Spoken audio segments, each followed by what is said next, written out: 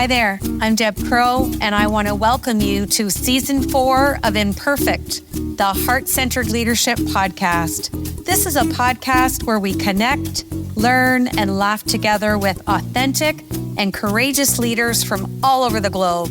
You will learn from leaders you haven't even met yet.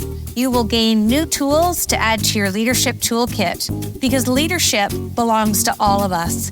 It is not measured by stature or title. So please pull up a chair and listen in. This is the Imperfect, Heart-Centered Leadership Podcast. I love what you're bringing to neurodiversity as a whole. So let me jump into my leadership questions. You have said to me that you feel 90% of human beings being misunderstood come from an unawareness that we mix our conversations, our human conversations, with system relevant issues. What do you mean by that? Okay. So everybody knows Simon Sinek. He is very humane. He uses leadership on the humane side. But still, even with him, and I think he's very aware of it, but even with him, I think he doesn't, or at least he doesn't say that. I separate human relevance, and I think the compartmentalizing of separating human relevance versus system relevance. Let me give you an example. You might lose your job. That's system relevant. That's that's generating stress in you. You might don't get the raise. Somebody else get the raise, or you get the raise. It's all system relevant. But if you let's say you cut yourself, or your daughter is sick. Let's say your daughter is sick. Even though in Europe, for example, they're very much about, it's okay from the system that you stay home. But even in Europe, it's not as extreme as here, but in Europe, even people feel uncomfortable not going to work. There is no such thing as lazy, because in nature it doesn't exist lazy. That is human, and this is like lazy. It's like human adapt. Guilt, future fear, fear of the future. So we are not separating and saying, okay, let's think about this in a big thing. There's nature, and we are still part of nature. We are species of nature. And we don't see it so. When have you heard the last time somebody says we are a nature species? We are like an elephant or whatever. Nobody says it, but we are. We have lost over generation this separation where we get born in a hospital, a system. We get baptized, a system. We get raised in school, system. We go to university, a system. We get a job, it's a system. We marry, it's a system. Okay? So we have lost touch of where we belong. Like we play Monopoly game in systems, that's a game. But we are still, and we make money in that. And I'm not saying anything against systems. I'm just saying it's the awareness. There's a monopoly game. There's rich people or poor people, whatever. And it has nothing to do how good they are as humans or how relevant they are as humans. So now the separation that you actually feel, that teeter-totter, shall I stay with my daughter, but I need to make money to survive, There should be, in natural, if we look at it from a humanist perspective, there should be no bad feeling. Your focus is on your daughter or on you if you injured yourself, to get into balance, to get the maximum human potential out, to contribute you again. And we have lost that. We have lost that because if you're not a good, if you're not a good employer, we got to get exchanged. But the fact that you are not a good employee is often because you try to adapt to the system versus, stand in your humanity and say, I'm a human first, because which system can work without humans? Even if you have AI, without humans, systems are completely irrelevant. Even if you have no workers in the system, AI has to be in a way that it can tend to humans. Otherwise, why would you use your AI? So the compartmentalizing of this, and here comes the kicker. In nature, you're worthy because you exist. So the ant, I always say the same example because it's such a good visualization. The ant and the elephant are the same. They have different function and what systems tells you, if I can do it, you can do it. And that's the biggest lie. And it's a shaming lie. And leaders must know that because they must know how to keep the team. I think that the number one leadership trait that every leader should have. He needs to be the most self-aware person in the whole company. If he's not the most self-aware, then he's the wrong leader. He should be the most self-aware because his job is not to lead and say, you do this and you make this, or we should do this and that. But he should he should allow the team to be in balance and harmony, like in nature. Then you get the maximum out of a team. When you don't need to micromanage, when you don't need to do things you allow, you're just basically not putting out fires. That's already too far. You're just balancing the whole thing. You look at the people, you talk to them, you connect to the people, and it doesn't matter how many people. You just make sure everything is balanced.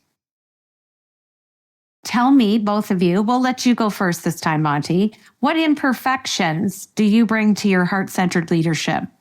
You name it. I when I knew I was going to be on this program, I said, you know what, I'm perfect for this because I got a heck of a lot of it.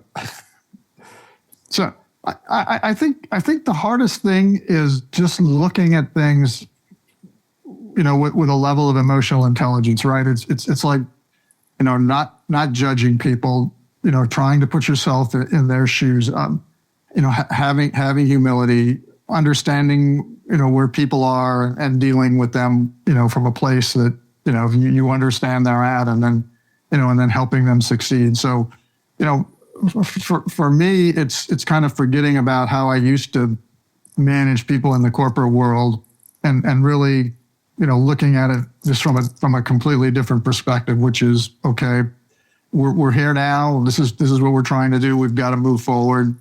How do we do that? How can we work together to make this, as effective as possible? And so for me, it usually just boils down to empathy and humility and candor and just doing those things that I didn't do a lot of in my previous career.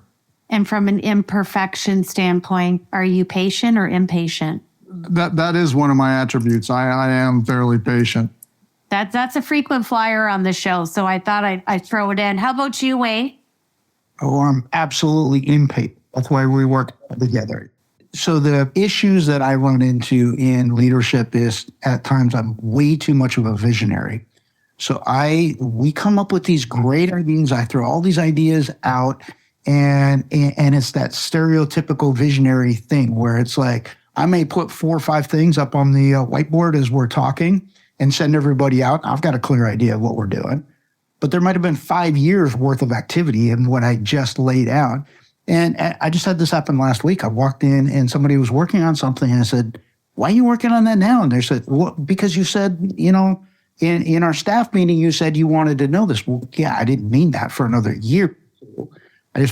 I know we can't get there now. And here they'd spent 2 days actually trying to figure something out.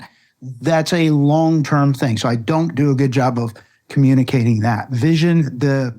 When you get these visionary ideas and I'm not great at breaking that down into detail. You can make them happen, but getting them broken down to a point where it's actually manageable and allowing people to come along for that ride. So what it causes is it causes them sometimes to feel like they're not accomplishing what I'm looking for because they're not making the steps fast enough. And I didn't expect that. And I don't communicate it well enough.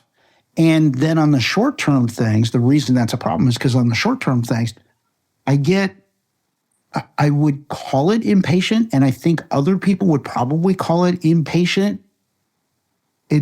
I don't think that's what it is. I think I get very excited about something, so I want to get it done now, and it comes across as impatience. Okay, my second question is fun. It's got permanent residency on the show. I've had over 220 leaders answer this question, so I'm excited to hear yours. Laughter is permitted, and just remember, it's only a 30-minute show, though. All right. What imperfections does Danny bring to his heart-centered leadership? Yeah, so imperfections I bring. The biggest strength and the biggest weakness is my passion, right? One thing I have to be very conscious of is that my passion doesn't turn to intensity. And there are times where my passion turns to intensity. My passion is contagious. It gives hope. It inspires. It unites people. It excites people. My intensity scares people and pushes people away. It causes me to lose trust. It drives fear and anxiety. And so that is one of the things that I have to be very, very conscious of. And then the second is consistency.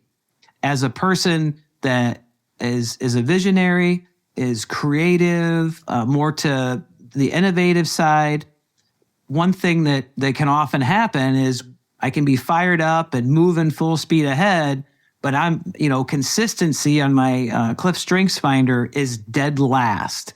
And so that's something that I have to work on and be more intentional with. And the one thing I try to do is demonstrate humility and vulnerability, to be upfront and honest with our team members about what my weaknesses are, and ask them that if they come out, please say something to me, because I'm always trying to show up the best version of myself, the best leader for them, but I'm only human, so that there's no way that can happen. It can't always happen.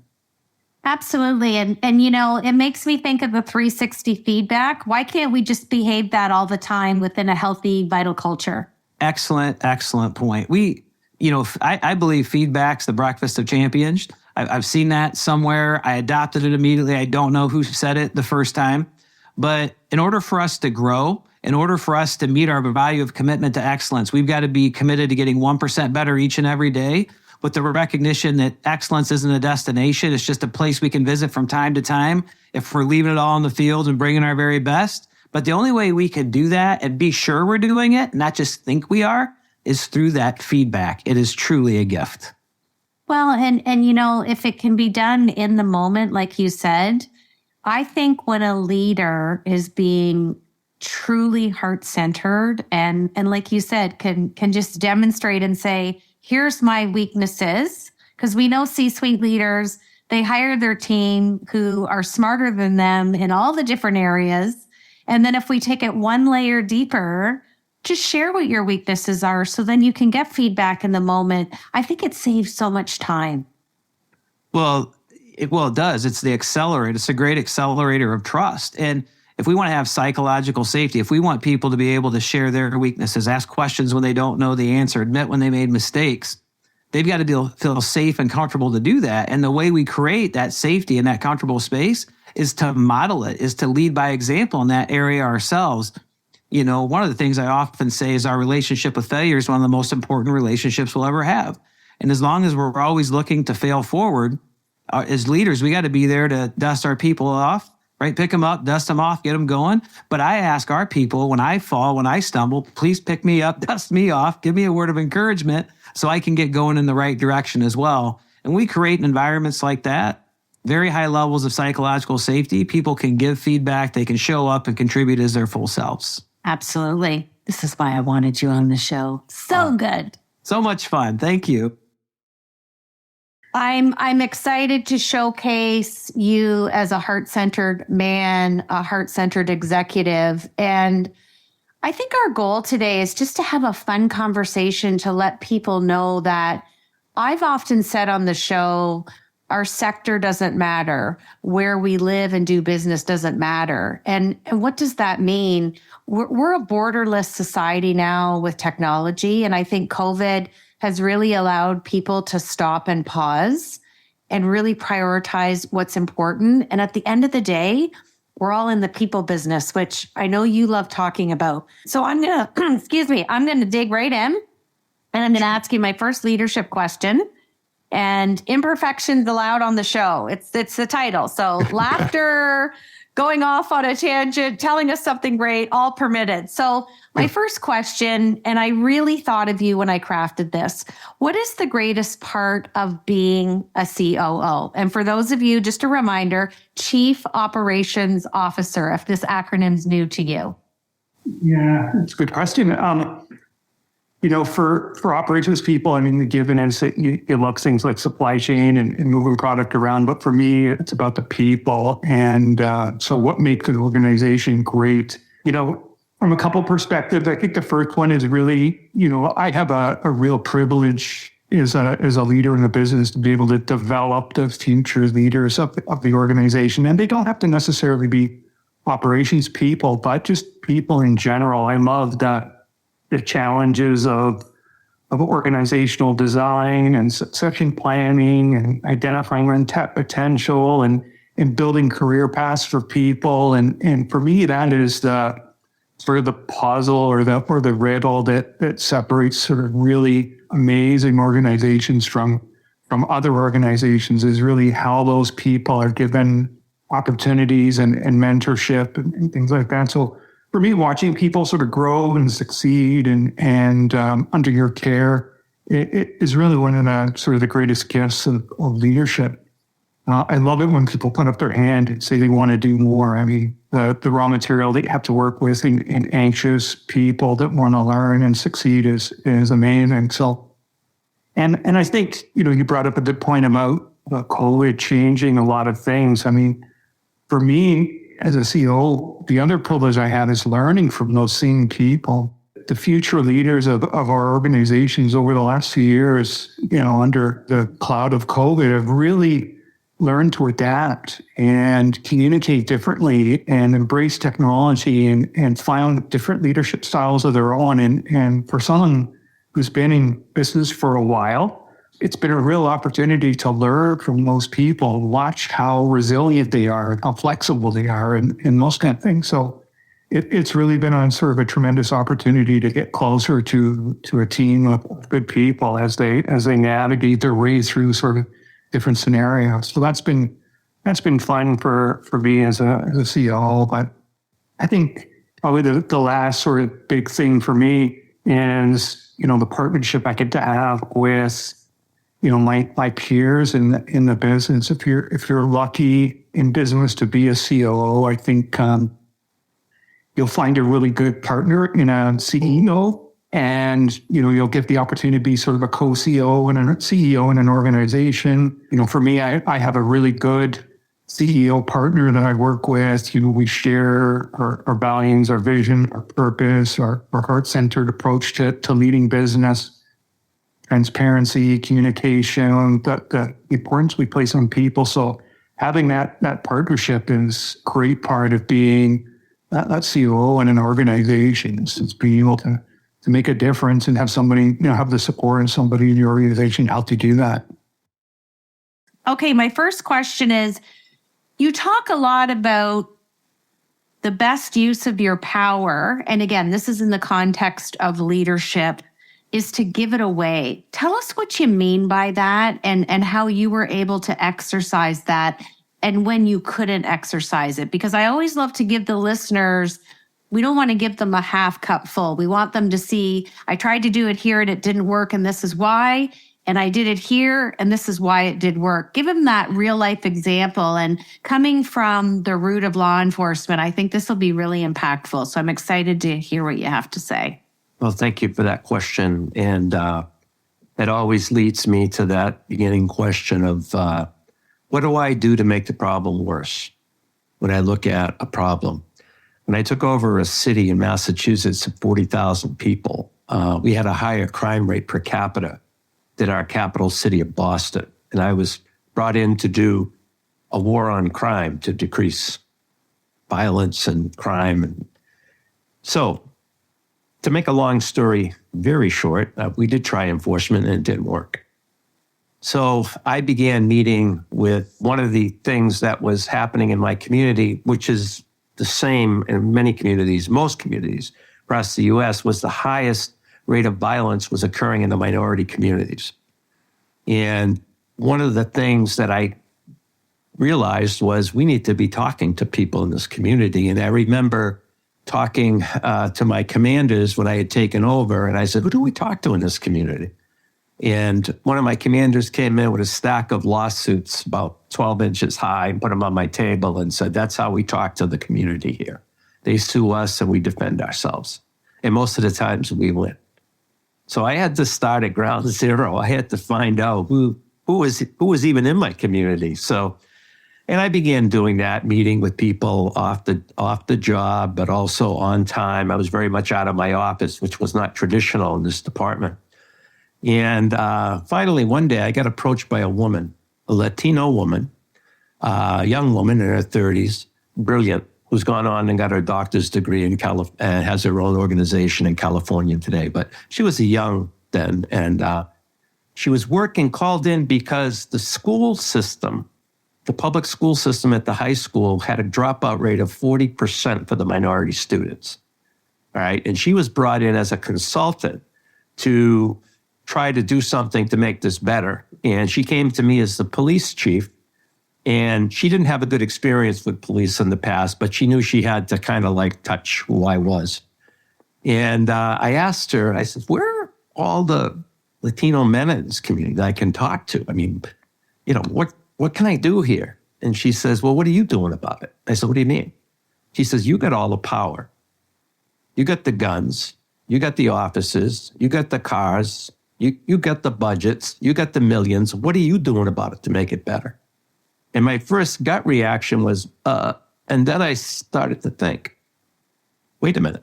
So this began a listening process where she introduced me to a number of Latino mothers who were very concerned about their kids that were going to school and how they were being discriminated against school and how they were being thrown out. And okay, so one day I went up to the high school just for the fun of it, just to get a feel. And I'm standing in front of the high school, and the disciplinarian of the school is standing out in front of the high school screaming at a 16-year-old Latino kid outside the building saying, you're 16 next week, Jose, and I'm kicking you out. Because in Massachusetts, you can do it. That's how they were handling the problem, and then they'd pass it on to me. So these problems were not mutually exclusive. They were connected. So I began to see it, and I began to listen. And then once I began listening and gaining trust, that was when things began to really change.